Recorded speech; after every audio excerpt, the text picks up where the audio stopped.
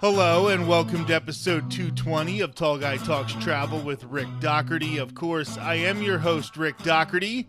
On the show today, my good friend and co-host Sarah Says is back to talk about the evolution of Disney's California Adventure for the next 2 weeks. DCA was considered a flop in the early years, and September 11th's impact on tourism didn't help either. Over the past 2.5 decades, Disney has pumped resources into the park to build something that is starting to pull people to the other side of the Esplanade. Before we get started, I wanted to say thank you for everyone who helped us pass the 2,000 subscribers threshold on YouTube. We keep reaching new milestones, and we really do appreciate it. Do me a favor, if you aren't subscribed yet, help us build a little cushion. Hit that subscriber button. We have a lot of fun stuff planned for the rest of the spring and all of the summer. Epic Universe is coming to Universal Orlando Resort. Changes are coming to Walt Disney World, and we're going to continue to delve into theme park history. You're going to want to be subscribed. Of course, I have also moved back to the Northeast, and I'll be exploring some great travel destinations in this part of the country. I've been doing a lot of research to find some hidden gems to add to some of the obvious places you will want to see me explore. Right now, let's get things started with today's conversation. Thanks for being here, Sarah. Yeah, thanks for having me back. So we recently talked about Disney's plan for sort of an Epcot clone, maybe not a clone, but something close to it, of Epcot that was gonna be built across from Disneyland in the land that is now Disney California Adventure. They were going to build a park, call it Westcott. This was all under Michael Eisner's leadership, and that was a big plan, but for various reasons that we go into in that episode of the podcast, they didn't do Westcott, and they turned their sights on a little theme park known as Disney California Adventure. And this is history where you have been there from day one. You have really been a part of this theme park. It has been a part of your life. And we were just going to take a deep dive into the history of Disney California Adventure. So if you want to know all about Westcott and why that didn't happen, we have that episode. You can find it now on the Tall Guy Talks Travel with Rick Doherty YouTube channel. Check that out if you're wondering about Westcott.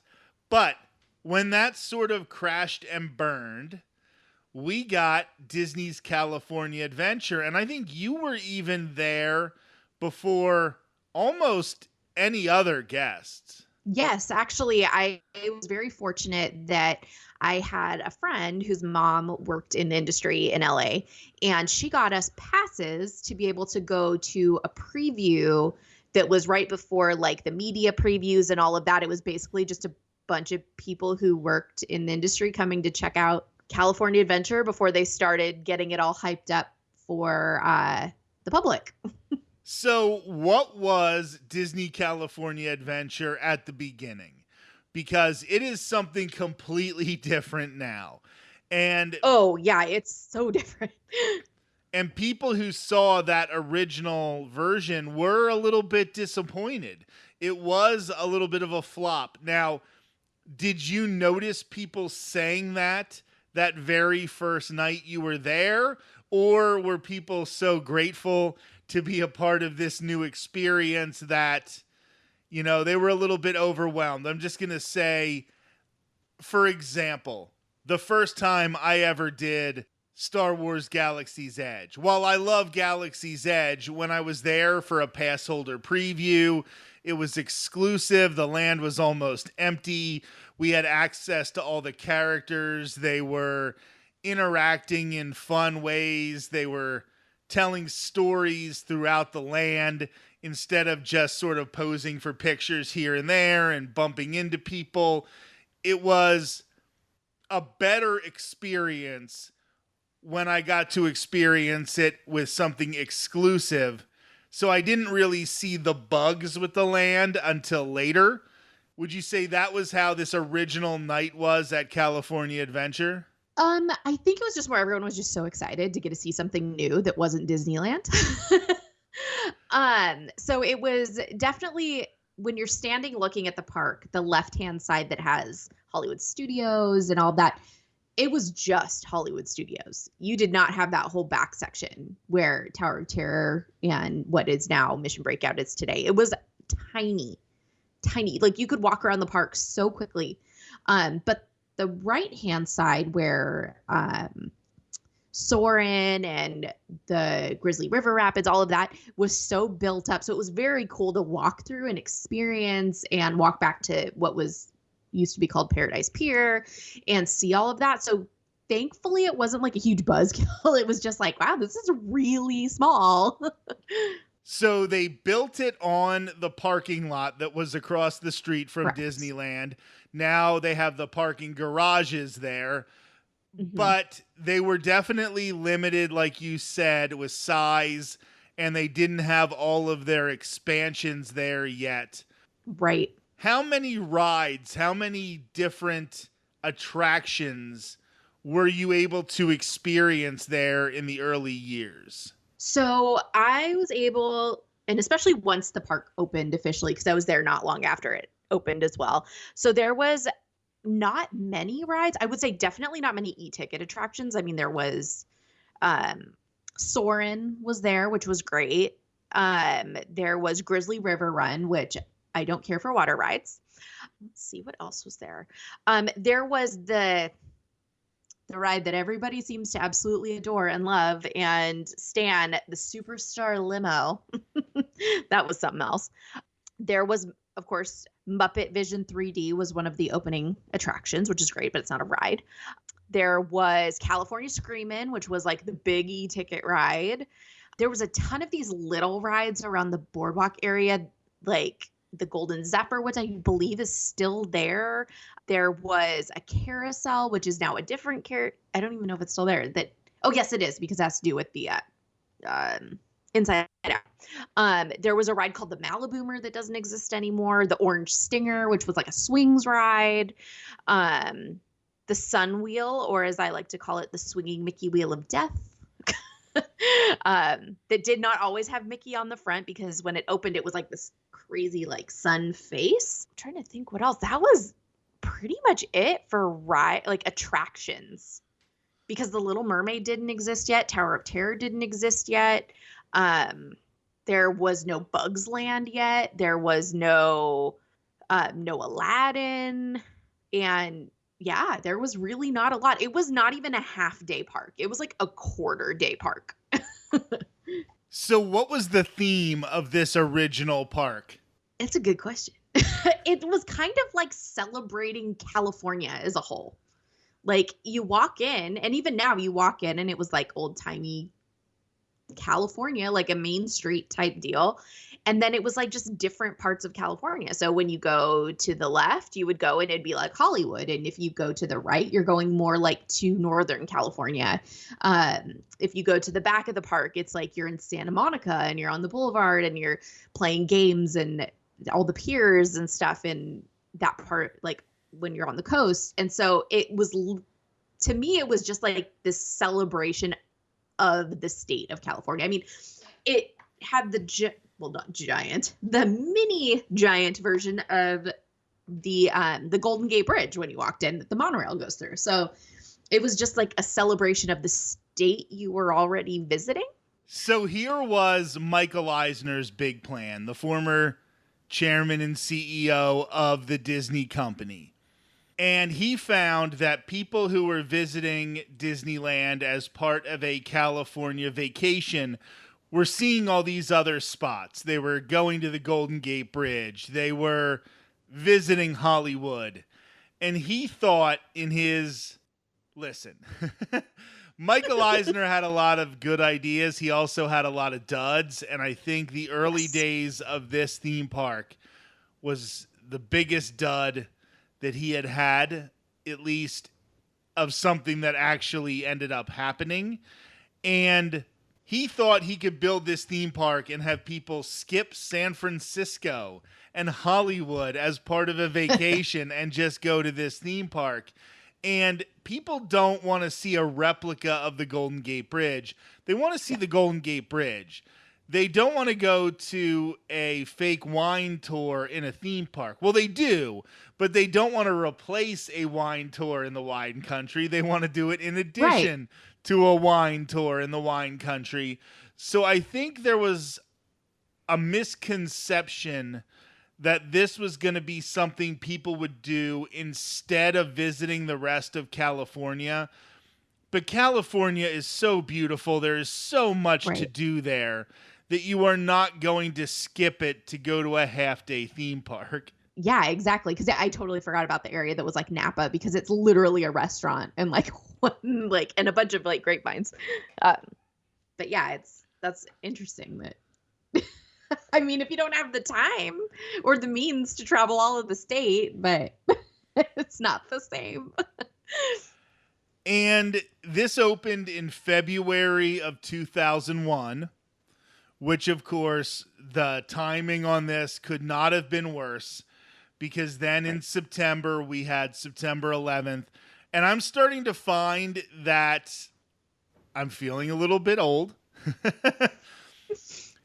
But I'm starting to find that people don't quite grasp, the younger generations, and it's not their fault, don't grasp what type of an impact September 11th had on travel.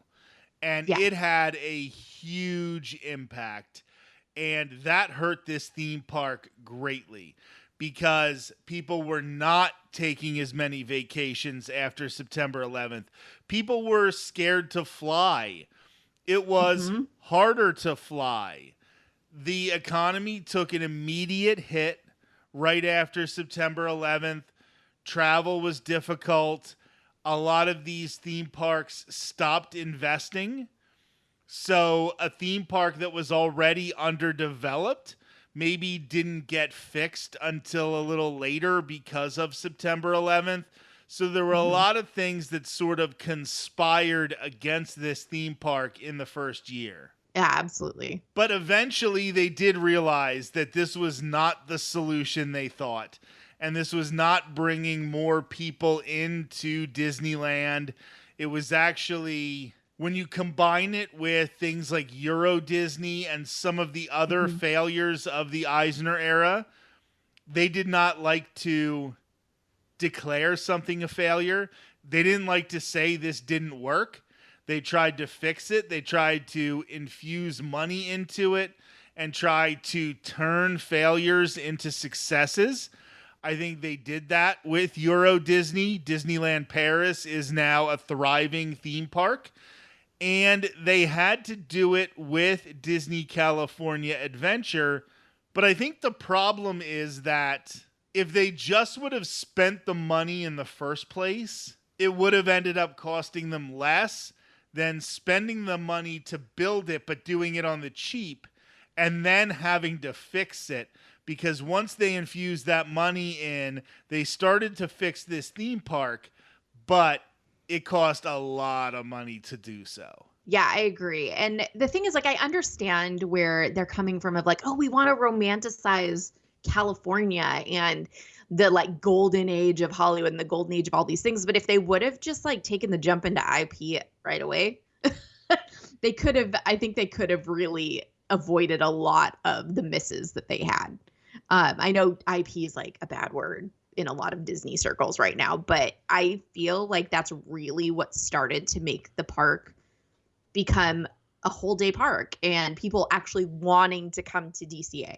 I have always said that great rides will keep you coming back to a theme park, but it's IP that gets you through the gate the first time. Yeah. You want to ride the Spider-Man ride. You want to ride the Avatar ride. You want to ride the Star Wars ride. Oh, I've heard about this Cars land. I've heard about this land based on Pixar characters. And I think when you talk about that, when they eventually did turn Paradise Pier into Pixar Pier, and it was such a sloppy putting stickers on over things instead of doing it the right way, that, yes, they should have had more intellectual property here in the beginning, because then you wouldn't have had to sloppily add it later. Before we Exactly. move on to the second incarnation of DCA, I did want to get back to one of the attractions that you mentioned, because I don't know if a lot of younger people will understand the train wreck that was Superstar Limo. Oh my gosh. That ride was something else. It was something else. It's a dark ride, a big dark ride, but it was, well, and even today, like people are like, they shouldn't have gotten rid of it. I was like, 90% of the characters they had on that, which were movie stars in Hollywood, or like Regis Philbin was like the one who took you around, right? Younger generations, they do not know who these people are. And there were these giant caricatures of these people. And it was like, it was horrible. I'm sorry to all the people who love it. I'm sorry. I'm glad you love it. But it really, like, looking back on it now, this much later, it was a hot mess. And it never worked right. Like, the pictures, everything, it never worked right. And if you're wondering, it is now the Monsters, Inc. ride. Yes, which is much better. DCA, and it is much better, but a lot of the animatronics are reused, and yes. It is the same track. So if you're wondering what type of ride it is, it's very similar to the Monsters, Inc. ride. Although instead of a very popular intellectual property, they had B-tier celebrities. Exactly. And one of my favorite cringe-inducing things to watch is one of the celebrities, because ABC is owned by Disney. Mm-hmm. So one of the shows that they were trying to promote was the Drew Carey show. That's right. So Drew Carey was one of the characters on this ride. And to promote it on one of the morning shows on ABC, they took the other actors from the Drew Carey show and had them ride this ride. And they had the cameras turned on the actors as they were riding this. It's so cringy. And you can just look into their face and they are like, my employer wants me to say something good about this ride. Right. And I cannot let my face show how bad this ride is. I mean, it was like fair. Cher and Drew Carey and what was it, Kathy Griffin? Regis was in there, Kathy Griffin, Rosie O'Donnell, I believe, was on there. It was, a lot I don't even remember. But now that you mention ABC, that was what that part of the park was. It was like the ABC Hollywood backlot area, because they had a soap opera cafe, which was fun, but oh my gosh, it's very much along the lines of 50s primetime, where they're all in character. These were all actors who were waiters who wanted to be soap opera stars. And it was something else. My mom and I ate there one time. And the food was good. Like, don't get me wrong, food was good, but it was just like, oh man, depending on who you got as your waiter, it was really make or break. But I'm not gonna lie, I'm glad they closed that restaurant and they turned it into something else. You know, this is something about me, and I don't know. I mean, we've talked about it. I'm on the autism spectrum. And one thing I hate is restaurants where the servers are in character. Yes. Oh, my gosh. I just want, no matter how good the theming is in my restaurant, I want the servers to be people that I can just have a conversation with and talk about how we can both make the experience the best for all of us.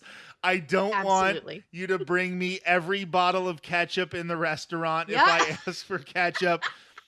I don't want you to yell at me to eat my vegetables. I just want to have a good experience. And I could imagine that was a hot mess, because in the Los Angeles area, every waiter you have in every restaurant wants to be a movie star. Oh, yeah. Yeah, and this was just 10 times worse because they were playing a character of that character. Ugh. But I agree. They're actually steering into the skid here, Oh, gosh. Yeah. Whew.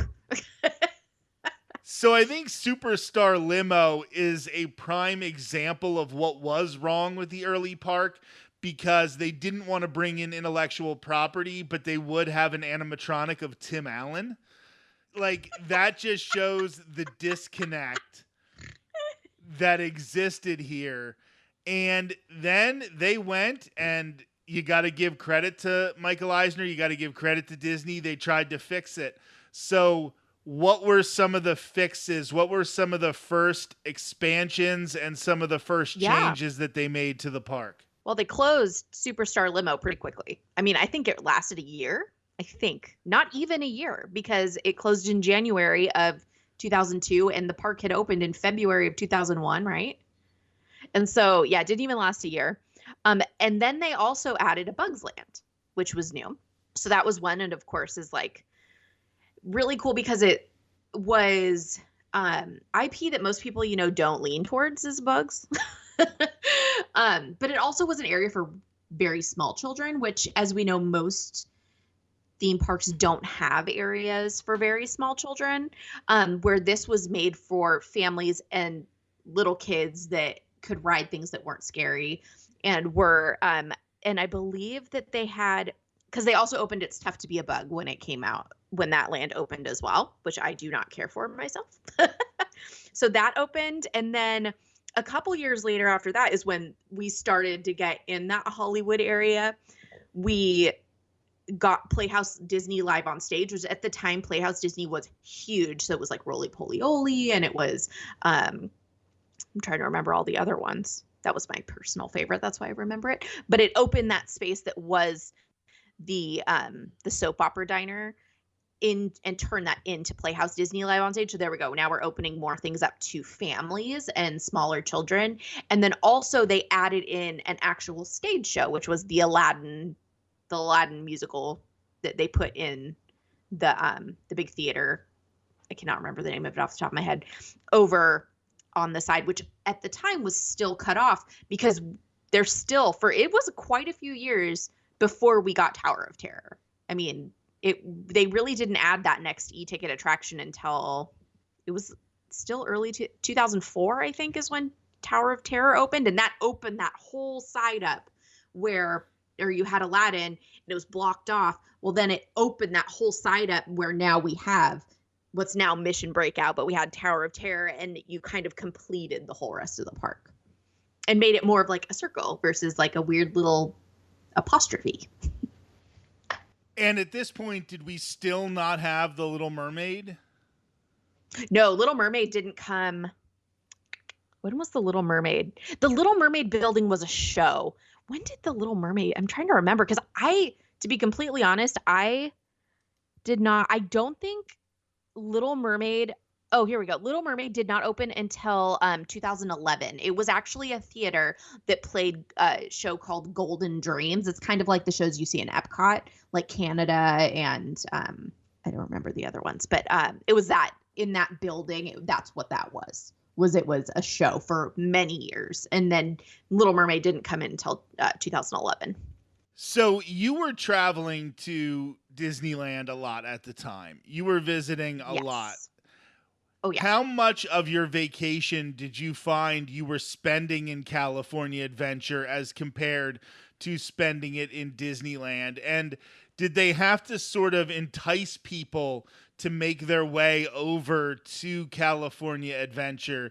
Did they have ticket deals? Did they have limits on how many people could be in Disneyland Park? Not that I remember. I do remember, though, when I was living in Southern California, that it was significantly cheaper to go to California Adventure than it was to go to Disneyland, even though they're right across the Esplanade. But that's the thing is, like, when we would go visit, we probably spent, because up until the mid 2010s, they're really, I mean, the crazy thing going back to Little Mermaid is Midway Mania opened before the Little Mermaid did. So once we started getting attractions like Midway Mania and things like that, and then finally once I think it was like 2005 or 2006 when they opened Mike and Sully to the Rescue, because that building stayed vacant for a very long time. that is kind of when you started to spend more time over there. But in the first few years of DCA, when we'd go visit, we'd go and maybe for like an hour or two, and go get something to eat. You could drink alcohol at DCA from the beginning, which you couldn't do at Disneyland. So it was like, okay, well, let's go over, let's get dinner, and then the adults can get something to drink, things like that. And then we went back to Disneyland. So it was not like in the forefront of our minds of like, oh, we're going to spend the whole day at DCA. Not like it is now where it's like, oh, cool, we know we're going to put a big chunk of our day or an entire day spending it in that park. And I think another big addition that came to DCA was in June of 2010 when World of Color started. Yes. And that was a big deal. It was hard to get a spot to watch World of Color, though. I remember the first time I saw it, I actually paid extra to do their dining package, or dessert package or whatever it was. So we would have a spot saved to see it, because otherwise we could not get a spot to see World of Color. So I think that was definitely a step in the right direction, because then you have that part of the night where the fireworks at Disneyland are crowding people on Main Street. If you could get half of the park to sort of hop over and try to see World of Color, especially on nights that, and this happens a lot, when the wind and the dryness makes it so they can't do fireworks, to have a show like World of Color that you can do every night regardless of the conditions in the area, I think that was a big deal. What was World of Color like at the beginning? Because it has had a few incarnations, correct? So it has, and I never saw it at the beginning because we could never find a spot and I wasn't going to fight for it. Like, I'm not one of those diehards that's like, I'm going to elbow my way in and watch it. I did not see it in person until the iteration that was done with Neil Patrick Harris. I'm trying to remember what year that was. It was probably the second or third iteration. I can't remember, but they kept one thing I like about World of Color is they kept a lot of it the same, but they also changed it to go with whatever was popular now. So they added things in and movies in and things like what people complain a lot about during fireworks, how they're like, oh, they should have music from this or they should have music from this. With World of Color, they could do that. And they could add it in with the projections, which was pretty cool. They had this amazing section that was Pirates of the Caribbean. So cool. And then as they continued to add to this park, they continued to change things. What were some of the next additions and some of the next re-themes that happened to the park that had it starting to look more like it looks today? Yeah, so after that, the next really big thing that happened besides some of the re-themes, I mean, they ended up over on the right side where Mulholland Madness was. That became Goofy Sky School, and they changed the swings from the buzzing swings or the orange stinger to the silly symphony swings. And they started to kind of add it, they turned it into the Mickey's Fun Wheel. They started adding more Pixar things, and with the entrance of Pixar, we got Cars Land, which was huge. Like, this was absolutely huge when that opened back in 2015, because that brought in so many more people. It gave you so many more experiences. I mean, there's only one e-ticket attraction in Cars Land, which is Radiator Springs Racers, but it was being, for the first time, I think, in that park, people actually felt immersed in the land. It wasn't just you kind of walking through an area that looks like old Hollywood or it looks like old something else. You're in Radiator Springs and you are the size of the car. So it's kind of like Bugs Land. It's not big though. So you can be immersed and it's like, oh, I'm like a bug. But Cars Land completely, I think, changed the game for that whole park. That's where we're going to leave things off this week with Sarah Says in episode 220 of Tall Guy Talks Travel with Rick Doherty and our conversation about the evolution of Disney's California Adventure. We'll continue the conversation on the show next week, including the addition of Avengers Campus and the announcements made at the D23 Expo last year in Anaheim. If all goes as planned, we'll celebrate Disney's Hollywood Studios on its 36th birthday in 2 weeks. After that, we'll devote the rest of May and probably a good portion of June to Epic Universe. Dark Universe, Super Nintendo World, How to Train Your Dragon, Celestial Park, and the Ministry of Magic are all going to be amazing, and we're going to go into detail on all of them. My other co-host, Maz, is also going to be taking some time to discuss something that is bothering so many of us trying to enjoy this new theme park, as J.K. Rowling continues to spew more and more hate towards more and more innocent people. All of us are trying to come to terms with how we move forward with that information when it comes to Harry Potter in the theme parks. All of those things are on the way in the next 2 months. Of course, all of that will get started next Thursday when Sarah Says and I will wrap up our conversation on Disney's California Adventure. Until then, have a great week.